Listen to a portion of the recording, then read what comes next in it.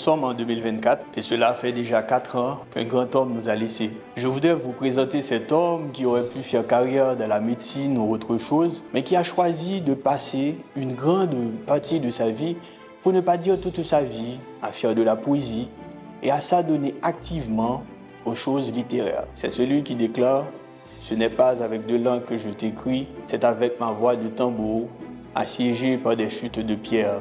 Aime-moi comme une maison qui brûle. » Il est le fils d'un médecin. Il est né à Port-au-Prince le 27 décembre 1936. Georges Casterat fils est considéré comme le baron de la poésie moderne haïtienne.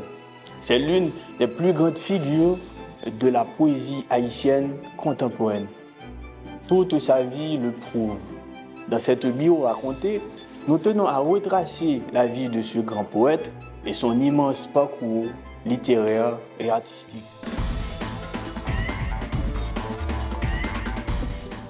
Retraçons un peu sa vie. Il est le fils d'Irène Aubrey Casterat et de Georges Casterat. Son père était un grand médecin, humaniste, intellectuel et militant pour la promotion de la médecine en Haïti. Il a été en effet président du syndicat des médecins haïtiens.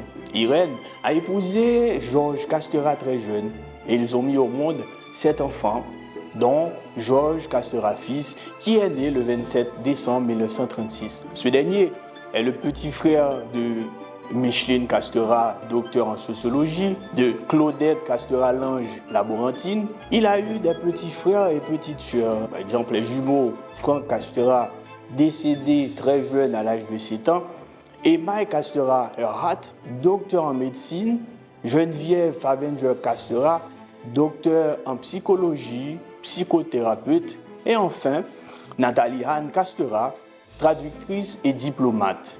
On comprend bien que Georges Casterat, fils, est né dans une grande famille aisée, intellectuelle et importante de la société haïtienne. Georges Casterat, fils, a fréquenté dans un premier temps le petit séminaire collège sémential. Ensuite, il a eu plusieurs précepteurs, dont Madame Lucienne Leroy, Messieurs René Saint-Louis et René Gaillot, envers lequel il estime avoir une dette. Sans oublier le professeur Jean-Claude, avec qui il prend goût au monde des concepts et de la logique. De 1953 jusqu'à 1955, il est allé en France à 17 ans en vue de compléter ses études, placé en pension chez Madame Marin à Montpellier et admis au lycée Montpellier plus tard. Dans ce lycée, il découvre les poètes surréalistes et ceux de la négritude. Il passe 3 ans en France et retourne en Haïti pour passer son bac à l'école Franck Desjeux. Très jeune, il prend part à l'écriture. À partir des années 50, il commence à se forger une réputation dans les journaux et à être apprécié. En 1956, il rencontre Jacques-Stéphane Alexis et Jacques-Stéphane Alexis lui a permis de faire son premier pas dans ce qu'on pourrait appeler le monde intellectuel, en l'introduisant auprès de Félix Morisseau Leroy dans son théâtre en plein air au Mont Hercule, dénommé Cabri littéraire. À cette occasion, les grands intellectuels du pays étaient présents. Il y avait Jean Brasmas, René et Alice Bélance, Paul Larac, Georges Petit, Émile Saint-Lô et enfin son modèle, son père, le docteur Georges Casterat. On comprend rapidement toute la joie que cela lui procurait. Et ses premiers textes poétiques apparaissent la même année dans la revue littéraire et culturelle d'Haïti nommée Optique, dans les numéros 27-31.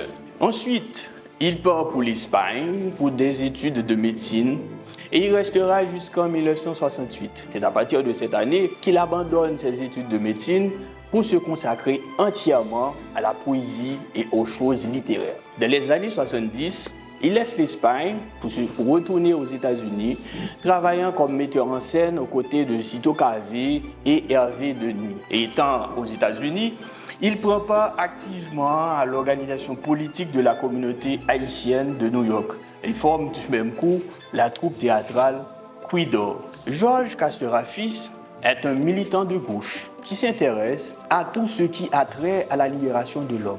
Le 16 mars 1973, il épouse Ivan Elie. Ivan Elie est né le 5 janvier 1953. Il aimait tellement Ivan qu'il l'épouse en étant encore étudiante en sociologie à New York. Ils forment un couple exceptionnel.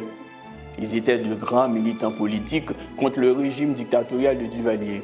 Le 6 avril 1986, sa fille adoptive Tina est née. Dotée d'une intelligence exceptionnelle, dès l'âge de 6 ans, Tina assiste avec son père des semaines sur l'art et la littérature. Ses études classiques, une fois terminées, elle part pour les États-Unis pour des études universitaires où elle participe à des recherches en laboratoire pour combattre le cancer. Après 30 ans d'exil, Georges Casteura, fils, décide avec sa femme de rentrer en Haïti après la chute des Duvalier en 1986. Lui, il s'adonne exclusivement à la poésie, tandis que sa femme continue de militer comme syndicaliste au mouvement progressiste et d'où son surnom vaillant Yannick Etienne. Avec Anthony Phelps et Cito Cavé, Georges se met à former des jeunes dans des ateliers tant à Port-au-Prince que dans des villes de province. Georges Casteura fils a été un grand fascinateur de lettres et de la peinture. Voilà pourquoi il rencontre des auteurs comme René Bélance, les frères Marcelin, des peintres comme Benawai et Roland Dorsely. Il a été un grand dessinateur, directeur littéraire aux éditions Mémoire. Abordons maintenant ses écrits, ses prix et distinctions littéraires. Georges Casteura fils écrit en 3 langues, en créole bien entendu, en français et en espagnol. Il a été membre fondateur de l'association des écrivains haïtiens. Georges Casteura fils nous laisse une vingtaine de recueils de poèmes, soit 15 écrits en créole, 6 en français et 1 en espagnol. On peut citer entre autres L'encre est ma demeure, une anthologie publiée chez les éditions Actes Sud en 2006. Cette anthologie est composée des recueils comme Les 5 lettres, Voix de tête.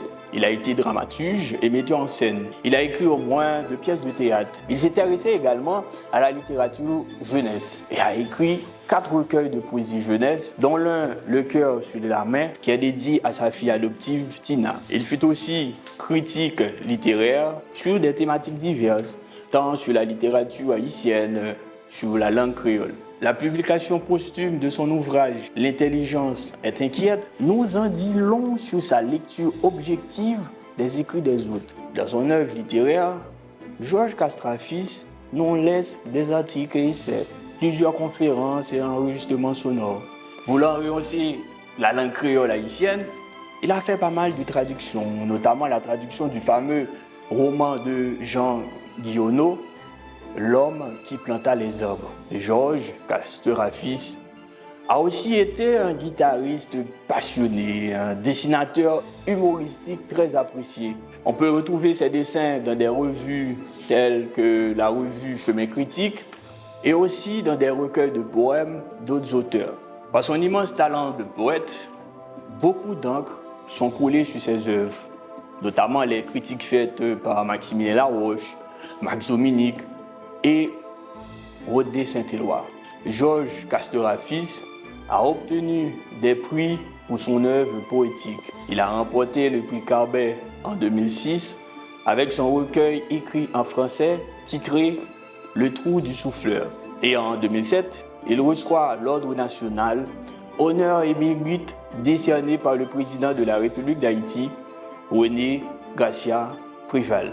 Malheureusement, Georges Casteura n'est plus. Il est mort le 24 janvier 2020 à l'âge de 84 ans.